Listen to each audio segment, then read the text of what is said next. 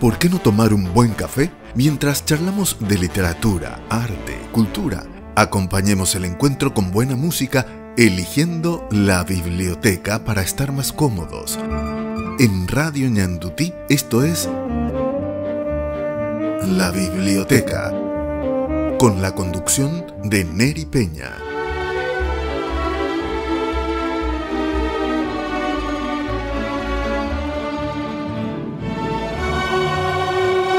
Bienvenidos amigos y amigas a La Biblioteca, el primer programa del año aquí por Ñandutí TV, canal 17 de Tigo Star y por supuesto por la 1020 AM Radio Ñandutí. Recuerden que este es un programa multiplataforma.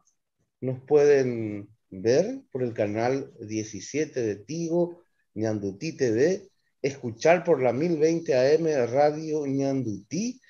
Y por supuesto, todas las entrevistas de la biblioteca están en el diario digital de Ñandutí, www.nanduti.com.py. Y por supuesto en las redes sociales, en el Facebook, nos buscan con @la biblioteca o en YouTube a mi nombre, Neri Peña. Hoy, en este primer programa del año 2022, tenemos a un grupo de docentes, críticos, que hicieron una tertulia hablando de grandes hombres de la literatura paraguaya y no me invitaron. Entonces dije, ya que no me invitan ellos, les invito yo, ¿verdad? Profesor José Antonio Alonso Navarro, bienvenido a la biblioteca.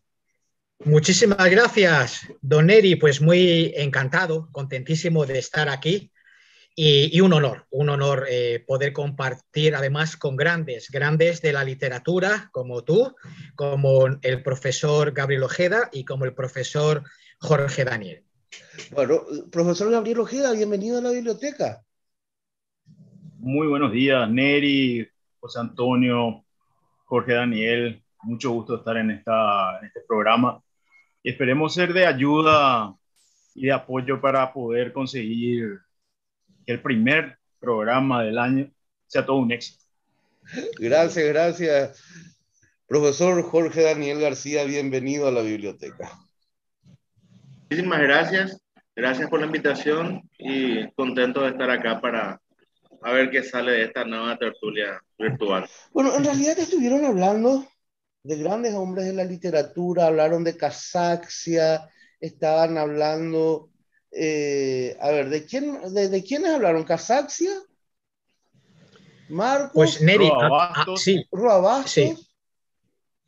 Y Juan Manuel Marcos, de la literatura paraguaya. Bueno, y justamente para los amigos de Ñandutí, del grupo Ñandutí, tengo para compartir, van a enviar su mensaje al WhatsApp de la radio o a través de las redes sociales. Tengo para compartir de Editorial Servilibro, El trueno entre las hojas, aquí están viendo. Vigilia del almirante, de Editorial Intercontinental, de Gabriel Casaxia, y también de Juan Manuel Marcos, Poesía reunida, edición e introducción de Tracy Lewis, de Criterio Ediciones. Pueden ir dejando sus mensajes que nosotros ya en el próximo programa vamos a decir quién es el ganador. Les dejo hablar. Yo voy a estar aquí como un alumno atento a lo que van diciendo. Yo quisiera decir algo antes de comenzar. Adelante, Gabriel. Adelante. Quisiera decir algo antes de comenzar. También los invitados del programa, estimado Neri, estarían gozosos de recibir también un regalito editorial. Eso para matizar nada más.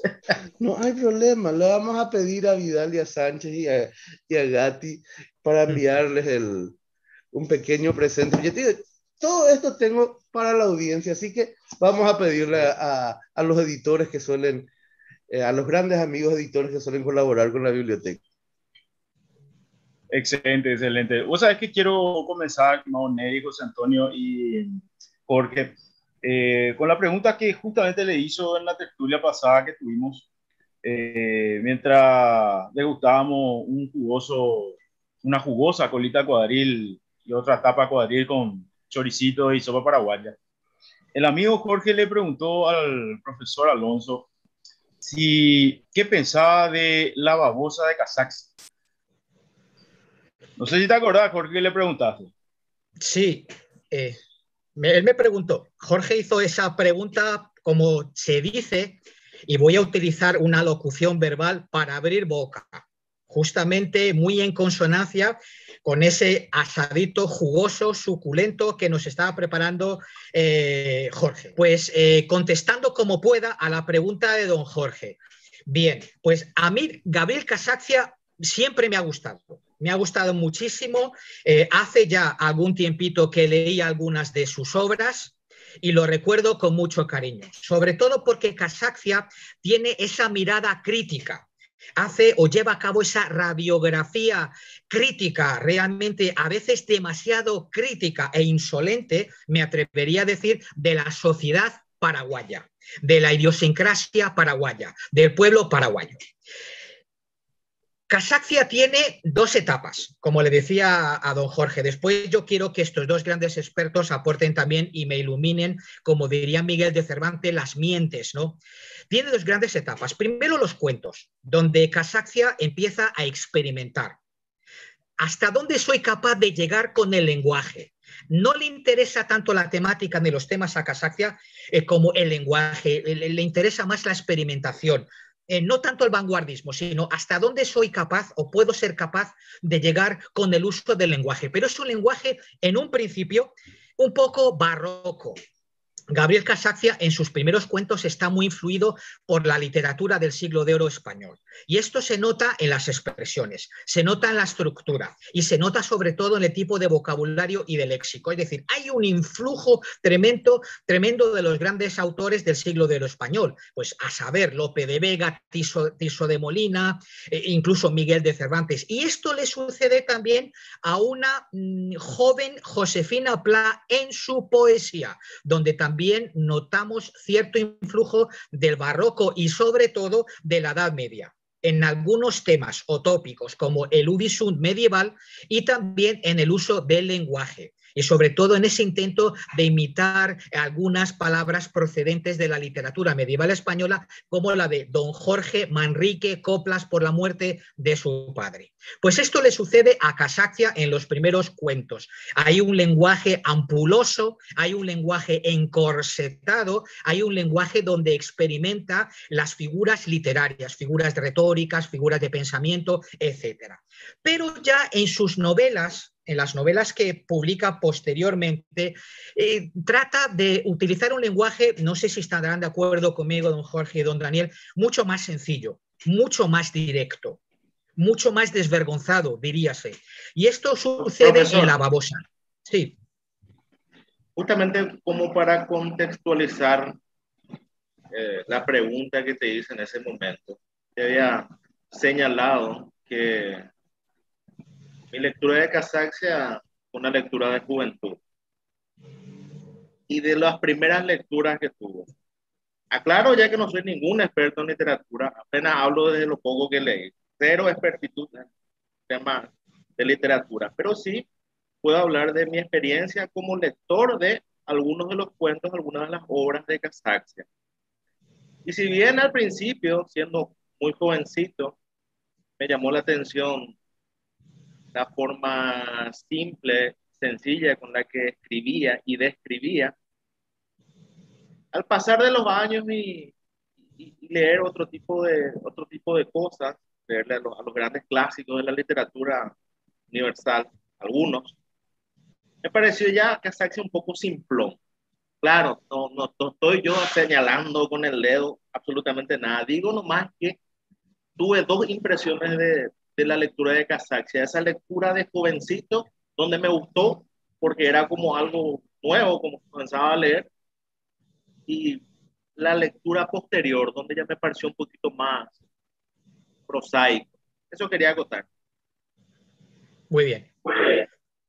Perfecto. Bueno, pues como te decía, mi experiencia, porque yo también hablo como experiencia como lector y muy influido, me imagino, como tú también, Jorge, por lo que es la estética de la recepción y darle importancia también a la propia perspectiva, a la experiencia, a lo que siente el lector después de haber leído una obra en particular.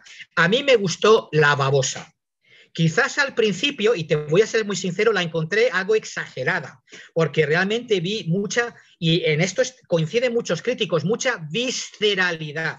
Esa es la palabra que utilizan los críticos sesudos, mucha visceralidad en el tono, en el estilo de Gabriel Casaccia. Sobre todo, como dije anteriormente, a la hora de retratar, de reflejar, de hacer esa radiografía del pueblo, de la sociedad paraguaya. Si es que puedo hablar de sociedad paraguaya cuando él se centra o se ceba, o como diría Vallejo, se oza en un pueblecito que es Areguá, o en una ciudad tan hermosa que es Areguá. Entonces vi mucha inquina, mucho resquemor en lo que es La babosa, sobre todo a través de la mirada demasiado crítica de uno de los protagonistas principales, que es un abogado sin experiencia, joven, que se llama Ramón Fleitas. ¿Os acordáis de Ramón Fleitas, uno de los personajes principales de La babosa? Este señor vive frustradísimo, frustrado, lleno casi de odio en Areguá. Quiere salir de Areguá, se siente condenado al ostracismo en Areguá, porque quiere triunfar, quiere tener éxito como poeta, como escritor, quiere salir de esa asfixia, de ese ahogo, de ese sofoco que siente en la ciudad de Areguá, porque no se siente realizado, no se siente trascendido. Y tiene una mirada muy crítica de todo lo que le circunda, de todo lo que le rodea, sobre todo dentro de la ciudad de Areguá. Ese es uno de los personajes que más realmente me apabullaron y me llamaron la atención. Y yo creo que hay mucho de autobiográfico en el personaje de Ramón Fleitas. Después, el personaje central, que es La babosa, justamente, que es un personaje realmente tan singular como es esta señora, este personaje que es Doña Ángela. Justamente, Doña Ángela, un personaje que va sembrando de odio y de chisme todo el pueblo de Areguá, que va creando toda esa atmósfera de tensión, esa atmósfera de ahogo, de sofoco también. Y es tan odiada el personaje de Doña Ángela en La babosa, que incluso en la novela leemos que el párroco, el propio párroco, le repugna esta señora. Entonces, estos son los dos personajes centrales que tenemos en La babosa, personajes atractivos realmente de por sí, pero también muy viscerales, personajes realmente donde quizás a través de los cuales se ponen de relieve muchas cosas. Por ejemplo, el inconformismo y la frustración de Ramón Fleitas, que quizás puedan ser también el inconformismo y la frustración del propio escritor. Después, la mediocridad de la idiosincrasia del paraguayo común. No sé si esto también podría ser síntoma de denuncia también. También Casaccia pone de relieve lo más grotesco, lo más negativo de la condición de la naturaleza humana. No ya paraguaya, sino humana en general, universal. Porque los valores negativos, o los aspectos negativos que se reflejan en La babosa son aspectos negativos de todo el ser humano. Después denuncia el falso testimonio, el chisme, como una especie de rutina de supervivencia en el entorno. Eso es muy importante, es decir, el chisme es una manera de poder sobrevivir en esta atmósfera, en este entorno tan sofocante. Después, como dije antes, hay mucha visceralidad, según los críticos, mucho odio, mucha inquina, mucho rencor en la novela. Después hay ambición, esa ambición que se pone de relieve a través del personaje de Ramón Fleitas, que quizás pudiera ser también esa ambición que tenía el propio Casaccia, porque por eso se exilió a Argentina. Primero lo hizo en algunas ciudades pequeñas de Argentina y finalmente en Buenos Aires. Bueno, para resumir, a mí me gustó La babosa. En un principio me pareció interesante como una novela de denuncia, sobre todo de asfixia. Y ahí me callo. Yo le sumaría, dándole la derecha a Casaxia, que logra transmitir ese tiempo más lento o el desarrollo del tiempo más lento en una ciudad del interior por aquellos años. Bastante diferente a lo que sería hoy día, pero por aquellos años, ese transcurrir lento, esa manera de vivir la vida diferente a cómo se desarrollaba en una ciudad como Asunción, por ejemplo, o ponerle Buenos Aires. En ese sentido digo que le doy la derecha a Casaxia porque logra transmitir ese efecto. O sea, uno mismo al leer esa obra se siente así cansino cuando está describiendo a la sociedad, a los actuares de estos personajes principales en la obra La babosa y en sus obras en general. Ahora, insisto con lo que dije al principio, como una lectura de las primeras que uno tiene, yo recomendaría a Casaxia que se lea en la primaria, los niños en la primaria, en el colegio. Como primeras lecturas es fascinante, es bueno, correcto.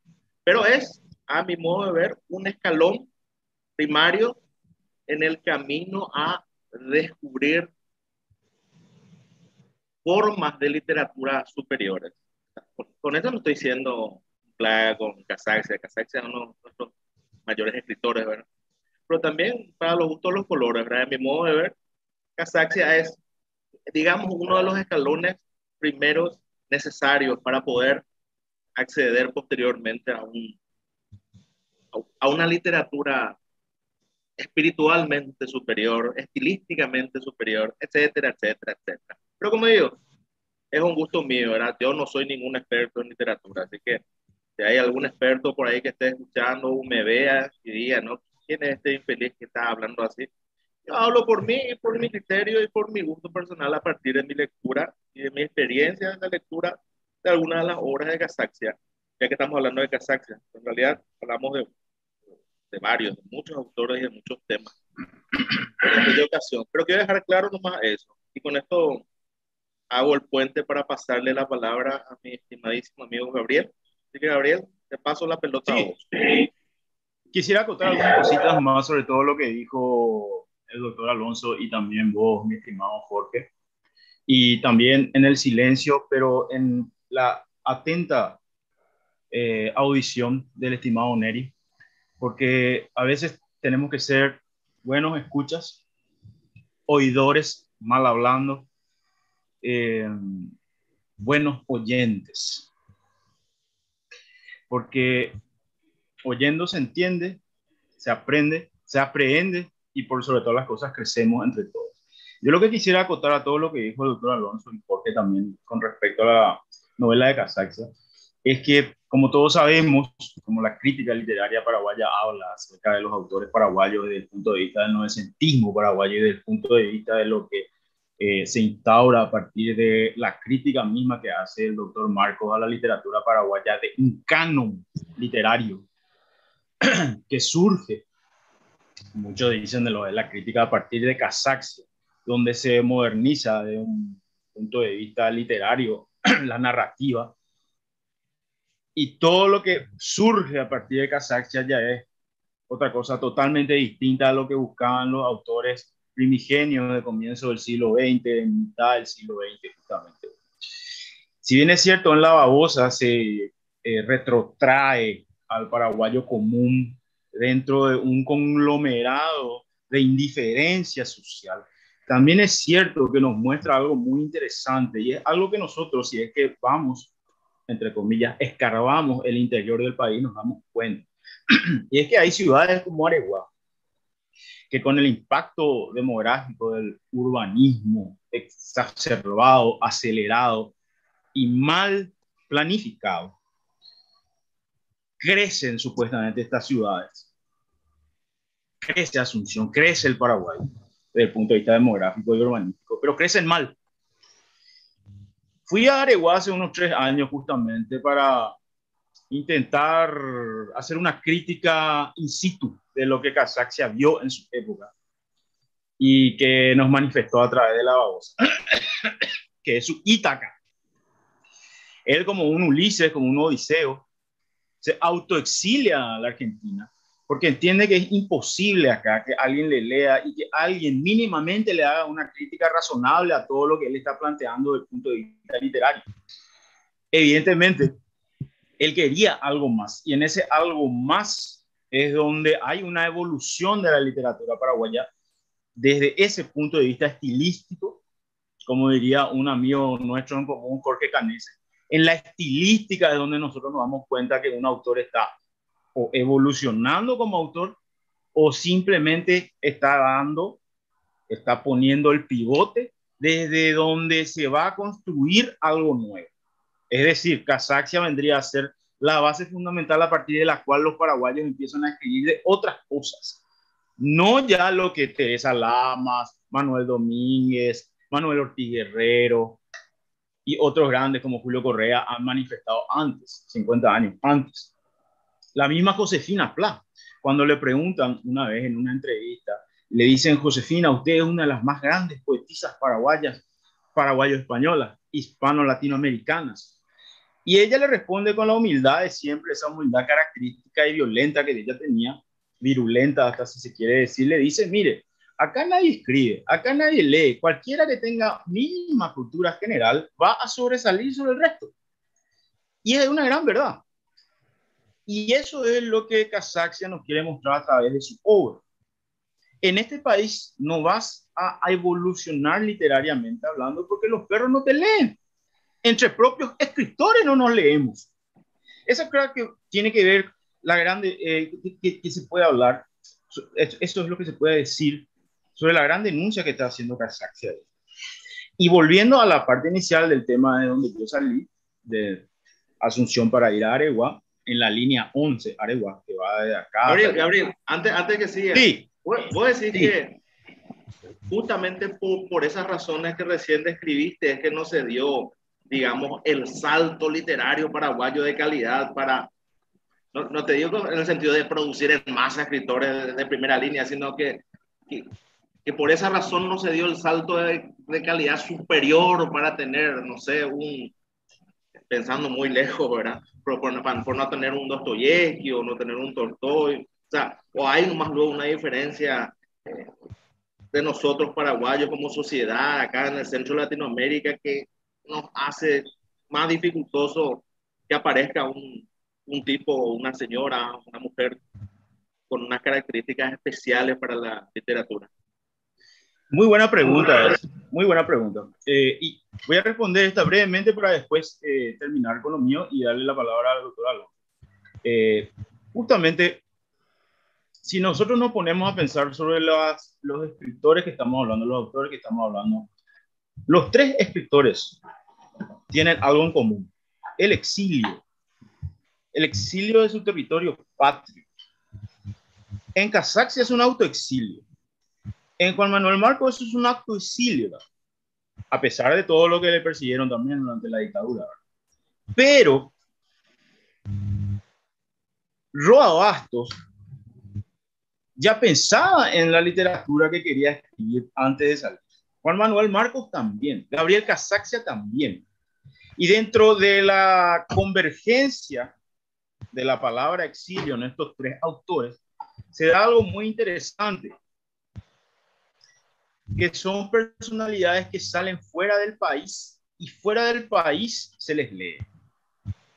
Y luego de que se les lee internacionalmente, ellos vienen acá y se los leen. Porque si no salieran de este país, si no hubiesen salido de este país, nadie les iba a leer, nadie les iba a hacer caso. Porque así somos los paraguayos. Y eso es lo que se denuncia en Casaxia, en La Babosa, por ejemplo. La indiferencia social que existe. Todos tenemos que converger en la mediocridad. Todos tenemos que pensar igual. Todos tenemos que ser del mismo color, del mismo pensar, y tenemos que tener las mismas ambiciones, todos los paraguayos. ¿Y cuál es la ambición más grande del paraguayo? Acostarse en una hamaca como Don Carlos tomar tereré o cerveza, en todo caso. Esa es la gran misión del Paraguay. Sacrificarse para nada. Entonces, cuando estamos hablando de literatos, estamos hablando de personas que tienen una cultura superior al resto de los mortales en este país. Entonces, lo que piensa Casarte, lo que piensa Juan Manuel Marco, lo que pensó Roa es lo siguiente. ¿Para qué, santo cohete, compro tantos libros caros? ¿Para qué me sacrifico leyendo? Aumentando el nivel intelectual, aumentando mi cultura, o como diría Goku, aumentando mi ki de poder exponencial para poder vencer a las fuerzas malignas del universo. Si al final nadie me va a leer. Pero, a ver, la ambición del escritor, la ambición del escritor, Gabriel, es que le lean. El artista, y no estoy hablando de escritor, no, el artista en sí, en general, quiere ser visto, quiere ser escuchado, quiere ser leído, quiere ser observado. ¿Por qué? Porque el artista quiere decir algo.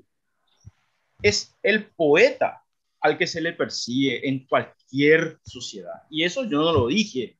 Lo dijo ya Sócrates en la República de Platón. El poeta es el enemigo número 1 de los gobernantes y también del pueblo.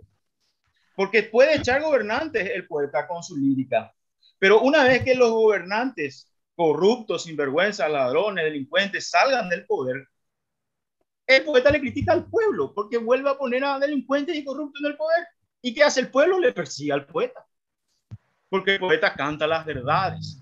Y estos tres autores cantan sus verdades. Y quería terminar con esto justamente de mi experiencia en la ciudad de Areguá. Me doy cuenta que a pesar de esa explosión demográfica, lo único nuevo que podemos encontrar dentro de la fiesta de la frutilla, pero justamente en ese momento, cuando hay más gente, subí el cerro hasta llegar a la cruz de la Santa Iglesia de Areguá. Observé luego el lago de Ipacaraí a lo lejos y a la gente como hormigas peleándose por un yogur de frutilla, un helado de frutilla, una mermelada de frutilla o un chicle de frutilla, ¿verdad? ¿Y qué encontré de nuevo? Encontré un emblema petrolero que vende combustible. Encontré un emblema de supermercado muy famoso que está ahí cerca también. Pero ¿dónde iba la gente? Alrededor de 6 cuadras. Y me doy cuenta cuando te vas a visitar Concepción que el centro del universo de los concepcioneros, y no estoy hablando en contra de los concepcioneros, es 4 cuadras también. Dan vuelta con su auto a todo volumen la música y pasa también en Areguá y pasa en Asunción y pasa en Ciudad del Este, en todos lados del país. Y eso es lo penoso, lo lamentable y lo que debería preocuparnos y a la vez ocuparnos para poder cambiar de alguna manera nosotros como sociedad. Lo que han retratado estos autores no ha cambiado a lo largo de los años. Antropológicamente el Paraguay no está evolucionando como individuo y como sociedad. Entonces, cuando nos encontramos con tres autores que denuncian hechos observados antropológicamente hablando, y eso es muy importante cuando hablemos sobre Roa, por Hijo de Hombre, por ejemplo, o la novela del invierno de Gunther del doctor Marco, por ejemplo, que son tres tiempos distintos para señalar un hecho que se mantiene constante a lo largo del tiempo, que es la petrificación social, la petrificación intelectual, la petrificación cultural en la que estamos hundidos los paraguayos. ¿En qué tiempo nos quedamos, Gabriel, entonces? ¿En qué tiempo nos quedamos estancados? ¿En los 50, en los 60? Y yo creo que a pesar de los avances tecnológicos a los que están disponibles ahora a la mano del paraguayo, el paraguayo sigue pensando en su terruño, exactamente, sigue pensando en sí mismo. ¿Qué significa en sí mismo? No estamos hablando de una egolatría perfecta, bien definida, construida, edificada a partir de educación y cultura. Estamos hablando de una egolatría sustentada en la ignorancia. Y con esto no estoy hablando de la prístina ignorancia de la que hablaba Cantinflas cuando hablaba de que éramos ignorantes pero a la vez sapientes. Y no, todo lo contrario, nos creemos sapientes y al final somos ignorantes. Ignorantes de que el otro está consumando lo mismo que nosotros. Y ese nosotros se convierte en un yo que no puede ver a través del reflejo de uno mismo en el espejo. Esa espectacularidad, como dirían los artistas en el teatro, no trasciende las fronteras. Y para trascender la frontera misma del intelecto paraguayensis, necesitamos salir afuera, porque afuera nos ven de otra manera. Afuera el paraguayo se transforma. Afuera el paraguayo no toma tereré cuando va a pintar una casa o va a construir algo en la Argentina. Afuera el paraguayo trabaja, gana su sueldo y el domingo toma hasta las 12 de la noche y a las 6 de la mañana está otra vez en su trabajo. Acá los paraguayos te pintan una casa en 10 días. En Estados Unidos te pintan en 1 hora. Entonces ahí está la diferencia. Esa denuncia es muy importante. Yo creo que el literato paraguayo a través de los años está tratando de hacer eso, ciertamente, con su escritura. Y hasta ahí llegó porque el doctor Alonso quiere decir algo. Bueno, me permiten, por favor, señora, señor, amigo de la biblioteca, puedes enviar tu mensaje al 0994 44020, que es el número de WhatsApp de la radio. Reitero, 0994 44020. Ahí podés pedir uno de los libros de Juan Manuel Marcos, Poesía Reunida, Criterio Ediciones.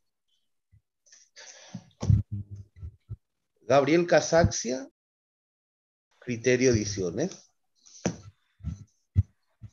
Augusto Roa Bastos, Vigilia del Almirante, Editorial Servilibro. Y El trueno entre las hojas, también de Editorial Servilibro. Por uno de estos libros, nosotros en el próximo programa vamos a decir quiénes son los ganadores y pueden pasar a retirar de la radio. Y consulta, estás hablando de esa visión del paraguayo al salir fuera, y en realidad coincido contigo porque cuando uno sale del país, uno cambia totalmente su mirada. El problema de Paraguay es que para mantenerlo sumiso, le quitaron lo más valioso, la educación. Sí, una situación que no está cambiando. Y mucha gente creyó que tras la caída de Alfredo Stroessner iba a mejorar las cosas, al contrario, empeoró. Empeoró porque la educación de antaño, con todas las falencias que podían tener, como se dice, o virtudes. Yo recuerdo que en los 90, por ejemplo, en literatura se enseñaba, por ejemplo, se leían textos de Augusto Roa Bastos, de los novecentistas paraguayos, pero también literatura universal, ¿verdad? Como Fyodor Dostoyevsky, León Tolstoy, Don Quijote. Don Quijote era algo que sí o sí se leía. Las novelas ejemplares. Incluso en las clases de teatro que teníamos nosotros, que era educación artística en los 90, leíamos e intentábamos montar Entremeses y el teatro de Miguel de Cervantes, desconocido para muchos. Y también le leíamos a William Shakespeare. Es decir, hoy en día, ¿qué es lo que se lee? 1 o 2 horas a la semana de literatura.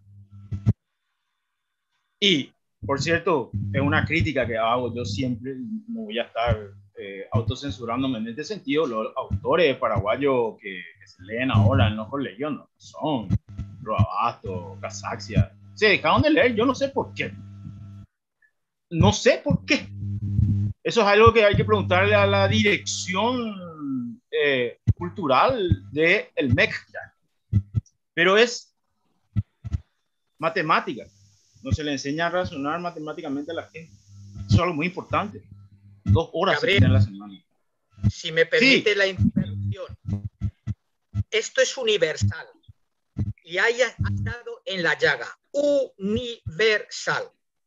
A los políticos burros, desorejados, no les interesa la gente pensante. ¿Qué es lo que ha sucedido desde hace algunos años? Por lo menos en España.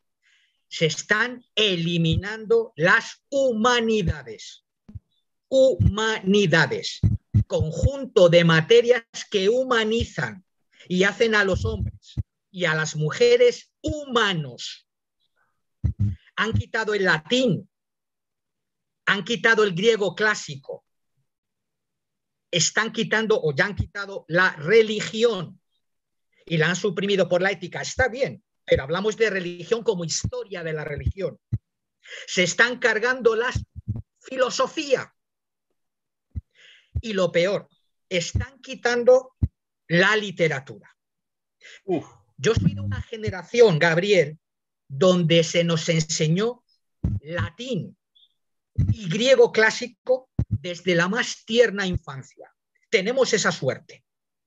Estamos hablando de lenguas que son flexivas, sintéticas y no analíticas. ¿Qué significa eso? Que una lengua sintética es una lengua de casos. Nominativo, vocativo, acusativo, ablativo, dativo e instrumental. Esto significa que cada caso en el latín cumple una función gramatical. Nominativo, sujeto. Acusativo, complemento directo. Genitivo, posesivo. Ablativo, circunstancial. Y dativo, complemento indirecto. ¿Qué significa? Significa que nos estructura la mente para expresarnos de la manera más precisa y matemática posible. Eso nos ayuda a razonar, a argumentar, a convertirnos en seres críticos. Pero eso a los políticos en conjunto no les interesa. Y me voy a retomar el punto anterior. Mis lecturas. El ingenioso Hidalgo Don Quijote de la Mancha, primera parte, finales de 1605. Segunda parte del ingenioso Hidalgo Don Quijote de la Mancha, 1615, un año antes de la muerte de Miguel de Cervantes, acaecida en el año de Nuestro Señor de 1616, a la edad de 68 años por diabetes. El Lazarillo de Tormes, la novela picaresca, literatura del siglo de oro español, La Celestina. En mi juventud, esas lecturas ya no existen, que yo sepa. Las han sustituido por unas lecturas más light. Y sobre todo está de moda, y no voy a mencionar, con permiso, no puedo mencionar el nombre del autor, están de moda esos imitadores baratos de don Benito Pérez Galdós. Y ahí lo voy a dejar. Imitadores baratos, del 3 al 4 de don Benito Pérez Galdós. Las novelas, los episodios nacionales, La familia del León Roch, Doña Perfecta, Fortunata y Jacinta, etcétera, etcétera, etcétera. Esas lecturas ya no existen porque no les interesa a los políticos, que son los que dicen esto es lo que vas a estudiar y esto es lo que no vas a estudiar. Ya no existen, porque no les interesa la gente pensante. Eso para eso. Profesor, no quiero ser malo. No quiero ser malo, pero yo les aviso, tienen 15 minutos de programa. No, 20 minutos de programa y todavía no hablaron ni de Roabasto ni de Marcos. Sí, así que por eso, les dejo. Ahí sí. Por eso, yo pongo un ratito. Algunas palabritas, algunas palabras sobre Gabriel Casaccia de 3 monstruos, y lo digo bien, monstruos de la literatura. Primero, Augusto Rabastos. ¿Qué dijo de Gabriel Casaccia? Augusto Rabastos dijo de Gabriel Casaccia que es el iniciador de la narrativa paraguaya contemporánea, lo que en buena medida da a su obra un carácter fundacional y a su autor el mérito insólito de haber echado a andar el género en un país novelísticamente inédito. Eso creo que apunta y está en consonancia con lo que dijo antes el profesor Gabriel. Segundo, Roque Vallejos, autor también, destacado, grande de la literatura paraguaya.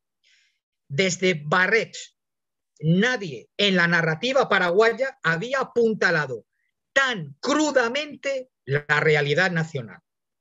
Roque Vallejos. Y me voy con Hugo Rodríguez Alcalá en su Historia de la Literatura Paraguaya de 1971. Él dice acerca de la babosa: Casaccia es un artista de sensibilidad exquisita. Está obsesionado por el recuerdo de su niñez y adolescencia. Niño y adolescente, pasó largas temporadas en un pueblecito situado a 30 kilómetros de Asunción. Es un lugar apacible, a orillas de un lago hermoso como es el lago Ipacaray. Las casas de amplias galerías con patios y jardines poblados de árboles frondosos. Y voy a cortar. Pero lo que hay en la babosa, y lo dice Hugo Rodríguez Alcalá, es un sentimentalismo al revés, porque Casaccia va a convertir en el escenario de lo que más odia y no de lo que más ama. ¿Por qué? Porque en la babosa pululan inquietas y groseras unas criaturas mezquinas, de pasiones bajas, que ozan en la banalidad de una experiencia y de una existencia sórdida, vacía e inauténtica. Porque Casaccia no crea héroes, crea antihéroes. Y eso es fundamental. Lo que hizo Miguel de Cervantes: eliminar a todos los héroes y centrarse en un antihéroe. Eso lo dicen tres grandes. Retomando también lo que dijo antes muy sabiamente el profesor Ojeda. Los tres autores, Juan Manuel Marcos, Augusto Roa Bastos y Casaccia, tienen en común el exilio. Me vais a permitir una cosita que tenía preparada con mucho cariño. Fijaos. Conocemos a Augusto Rabastos por Yo el Supremo, Hijo de Hombre, Madame Sui, Contravida, etcétera, etcétera, etcétera. Pero le conocemos poco como poeta y como poeta del exilio. Fijaos este poema de Augusto Rabastos, donde habla de la ausencia de los que han tenido que marcharse a otro país. Canta el Urutaú. Conozco bien su queja solitaria, que hace entre las maderas su aposento en el tímpano denso de la noche, detrás del tiempo, de espaldas a la luz. Pero desde el nocturno campanario del monte no dobla por los muertos, sino por los ausentes en lejanos países, por los vivos que mueren poco a poco bajo el madero negro de la ausencia. Esto es un poema de Augusto Rabastos que canta, fijaos, la ausencia. Y otro poema de Juan Manuel Marcos, para rendirle homenaje al gran Juan Manuel Marcos, que también, en mi opinión, escribe los mejores poemas en el exilio, justamente. Entre los años 70 y 80 hay un poema del exilio también de Juan Manuel Marcos que a él le gusta mucho, que se llama Julio Iglesias. Siempre pensé que Julio Iglesias no era uno de mis cantantes favoritos. Siempre tan comercial, tan estudiado, tan de familia franquista. Hoy es Halloween, esa fiesta de brujas tan tejana. Mi esposa disfrazada con una sábana, como si fuera Indira, que murió hoy. Acompañó a mis hijos disfrazados de Drácula y de Strawberry Shortcake a recoger caramelos, trick or treat, solo en la casa, interrumpido por el timbre de otros niños disfrazados que me dicen trick or treat. Me siento a ver la televisión con un vaso de Black Bull, el único escocés 100% proof, que me enseñó a beber en Rochester, Nebraska, mi amigo de Oklahoma, Hamilton Beck, experto en Diderot.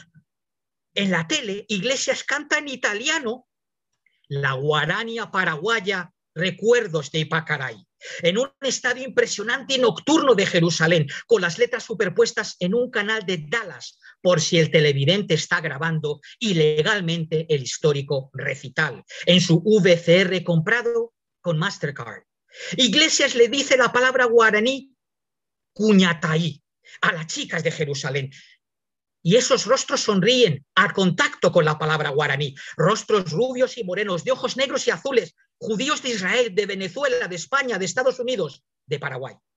Y esos rostros unánimes sonríen. Y una niña que sube al escenario habla solo sefardí. Y se le entiende. Siempre pensé que Julio Iglesias no era uno de mis cantantes preferidos. Ya no. Poemas del exilio, Augusto Rabastos y don Juan Manuel Marcos. Espectacular. Quería decir algo, pero voy a decir breves palabras sobre los poemas que leyó el doctor Alonso ahora. Primero, de Roa, el dolor. el dolor de la tierra mojada, colorada, roja, que no se puede más oler. El sacrificio de la remembranza, de la rememoranza, del recuerdo vívido de algo que no se puede tocar, que no se puede palpar, que no se puede sentir. Y es muy interesante en el canto del Urtubú de algo que no se puede sufrir. Es allí lo que pienso sobre el poema de Roa. En cuanto al poema de Juan Manuel Marcos, es interesante que tiene la frescura, pero sobre todas las cosas la potencia intelectual para poder fundamentar a través de sus versos lo que él piensa está ocurriendo, no solamente en Paraguay, sino en el mundo en ese momento determinado en el que escribe, en el que él mismo se sacrifica como autor, como poeta, para dejar en claro su posición intelectual, cultural, paraguaya, sobre lo que está ocurriendo y sobre lo que va a ocurrir. Y en este sentido, este poema es como una profecía de lo que iba a ocurrir cuando él iba a volver o cuando él vuelve después de un tiempo determinado en el que está en el exilio. Y también quería decirle a la audiencia y a los compañeros Neri, José Antonio y Jorge Daniel, que este poema de Marcos tiene reminiscencias de José Coronel Utecho, de Ernesto Cardenal, por ejemplo, y también obvio, del beat, de la generación beat norteamericana. Me es grato escuchar un poema así porque a mí me gusta también mucho la poesía del doctor Marcos, y quiero dar una anécdota que el profe Jorge Daniel también fue testigo. Una vez una alumna me pregunta en clase de ensayo periodístico en la Universidad del Norte qué pensaba de la novela El invierno de Gunther del doctor Juan Manuel Marcos. Y yo le respondo de esta manera. Es muy simpático porque ahí le demuestro a la estudiante que El invierno de Gunther es también la poesía reunida de Juan Manuel Marcos, desde un punto de vista de la propia teoría literaria que él maneja y plasma a través de esa novela, porque los primeros 2-3 capítulos es pura poesía, y por eso aparentemente es compleja esa novela, pero después tanto también se va aclarando a través de los subsiguientes capítulos. Entonces yo le dije, yo soy más fan de la poesía de Juan Manuel que fan de su narrativa. Ello no implica que El invierno de Gunther no sea obviamente la novela más leída del Paraguay en el siglo XX y el comienzo del siglo XXI hasta ahora, y que sea justamente el doctor Marcos el heredero de lo que él también mantiene y sostiene desde el punto de vista del canon paraguayo del post-boom que crea Roa. Gabriel, ¿puedo apuntar una cosa con el permiso de Don Neri, de Jorge? Hablaba antes Gabriel muy bien de El invierno de Gunther en relación con la poesía.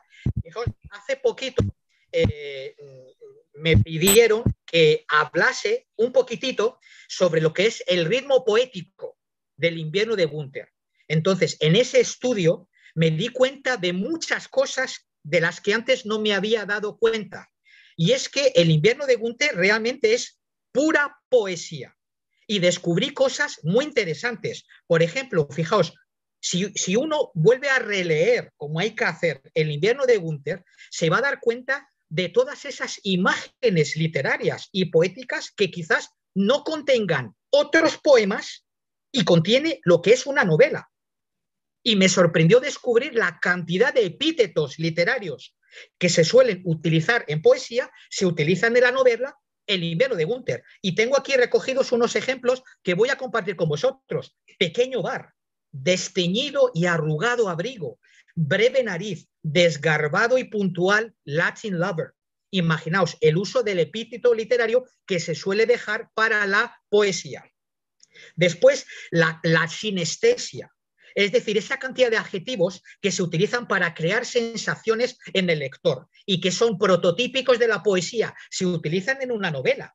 Abrigo azul, sobrio gris, imaginaos esas imágenes. Después, el uso del eufemismo, que suele utilizarse más en poesía que en novela. Elisa duchándose después del amor. Qué eufemismo tan hermoso. El uso de complementos de nombres que enriquecen muchísimo lo que es la poesía, y el uso excesivo de la adjetivación poética también se dan y se concitan en El invierno de Gunther. El uso de la ironía. Hay unas ironías en El invierno de Gunther que son magníficas. Fijaos, Franco había salvado a España del buen cine. Esto es para desgañitarse de risa. Después, el uso de la paranomasia, cabra, cebra, cobra. Fijaos ese juego de palabras estructural tan rico. Y la metáfora, cantidad de metáforas. Existen en El invierno de Gunther, cabellos de trigo sobre la frente roja. Qué hermosa metáfora. Sus pupilas de ágata. Mi cuerpo es de jade. Y una cosa que es fascinante, fascinante. Fijaos que hay oraciones enteras que están escritas en forma de heptasílabo, de 7 sílabas. Esto es algo asombroso. Es oraciones como si fueran versos de 7 sílabas. Quemaron más azufre, una mano venosa, con sus manos llagadas, la nariz desafiante, el decidido mentón, empiezo por el amor, vinieras desde lo alto, viva roca dormida, cascabel, sombra lenta, son heptasílabos, incluso hay cantidad de endecasílabos escritos en 11 sílabas, desde altos abismos columpiándose. Es decir, hay una riqueza poética en El invierno de Gunther fascinante. Ahí me callo. En lo que respecta a mi participación, y sé que ya hay poco tiempo, quería cerrar con una muy breve reflexión respecto a la educación. Si bien soy partidario de que las humanidades tengan el lugar que merecen, que le corresponde, con eso no estoy diciendo que el estudio de la ciencia, el estudio de la técnica sea menos importante. Pero por sobre todo, más allá de la importancia de las humanidades, de la ciencia y de la técnica, lo verdaderamente importante en un sistema educativo, a mi modo de ver, es que pueda generar, pueda desarrollar la capacidad de los alumnos, de los estudiantes, de poder pensar por sí mismos, pensar realmente por sí mismos y no con una cabeza prestada. A partir de eso, el desarrollo de la habilidad de razonamiento, de comprensión, sea en el área que sea en la humanística, en la ciencia, técnica, etcétera, inclusive en la vida ciudadana, en la vida civil, en la vida política, en la vida familiar, va a hacer y va a generar una verdadera transformación de nuestra sociedad. Porque se dice mucho, no, el Paraguay no tiene educación, tiene mala educación, etcétera. Y yo pongo el énfasis, el dedo en la llaga, que esa fue y sigue siendo la gran falta en nuestro sistema educativo. No nos preparan para pensar por nosotros mismos, para razonar por nosotros mismos, para mirar las cosas, los hechos, los fenómenos de manera crítica. Pensar por uno mismo es difícil, porque está aquella cuestión de la autoridad intelectual que pueda tener A, B, C o D, o lo que nos dicen los libros de texto, ¿sí? Lo que nos dicen los libros de texto en cuanto a la ciencia, la técnica, esto es así, este método es asado, etcétera. Y pensamos de una manera completamente cuadriculada. Si es que pensamos, porque generalmente, no quiero hablar mal de todo lo que yo vivencié como alumno a lo largo de los años, desde la escuela y el colegio, pero tengo que decirlo, nos, comillas, enseñaban a memorizar y repetir, memorizar y repetir. Recuerdo perfectamente cuando tenía, no sé qué edad tenía, pero estaba en la escuela y estaba muy preocupado porque tenía que rendir al día siguiente. Y mi madre me decía, no te preocupes, hoy vamos a estudiar esta noche y vas a pasar el examen. ¿Cómo vamos a estudiar? Le dije yo, y vamos a aprendernos de memoria todo esto, ¿verdad? Y yo sabía que tenía que aprender de memoria porque el día siguiente el examen me iba a hacer una pregunta de lo que yo había memorizado, yo tenía que repetir nomás eso. En la escuela, en el colegio, en la universidad. Monstruoso es, monstruoso. Y nosotros, lastimosamente, somos productos de eso. Si por alguna gracia de Dios tuvimos alguna curiosidad o algo similar a eso que nos sacó un poquitito de ese molde de mierda, perdón la palabra, es porque somos bendecidos, ¿verdad? Pero yo no estoy en absoluto orgulloso de la formación que tuve desde el punto de vista de lo que debería aportar el Estado como sistema educativo, como Ministerio de Educación, etc.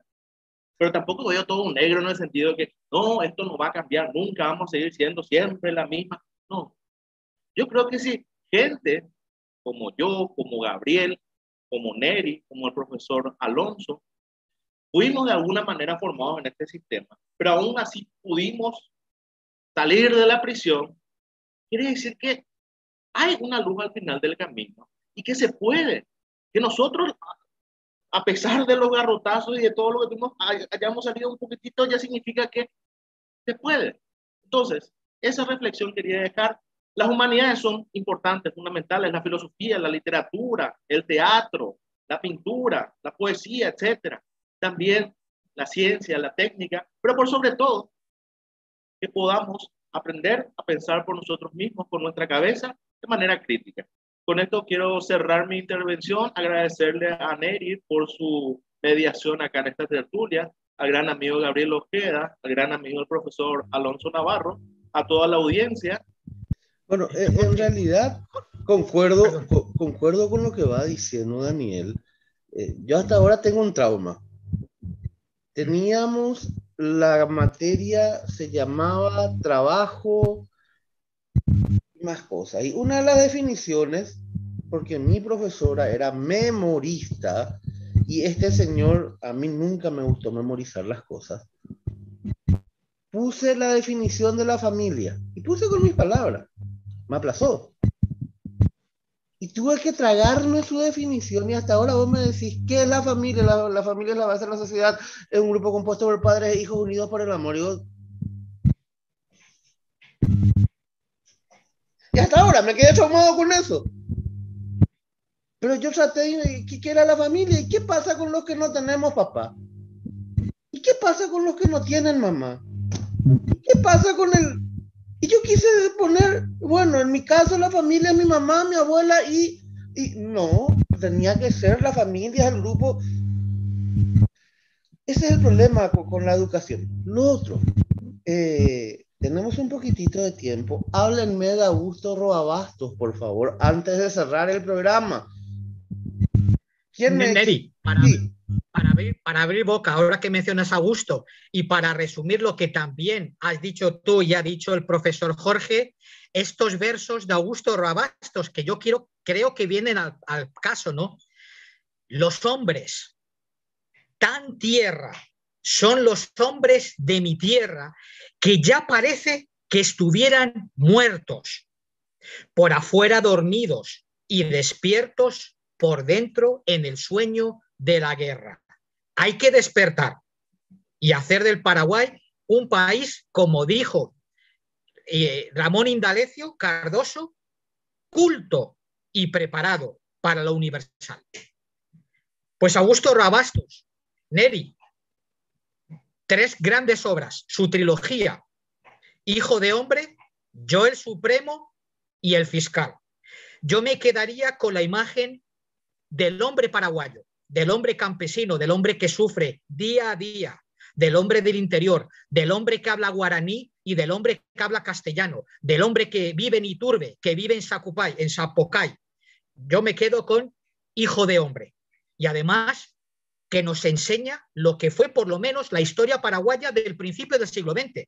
Todas las revoluciones que ha tenido, inclusive con mención de la Guerra del Chaco. Voy a dejar a estos 2 capos que me hablen más de Hijo de Hombre, pero esa es una de mis obras favoritas. Yo el Supremo también, es una denuncia contra la dictadura, contra cualquier dictadura, contra cualquier régimen totalitario, solamente que nos centramos en la historia del doctor José Gaspar Rodríguez de Francia.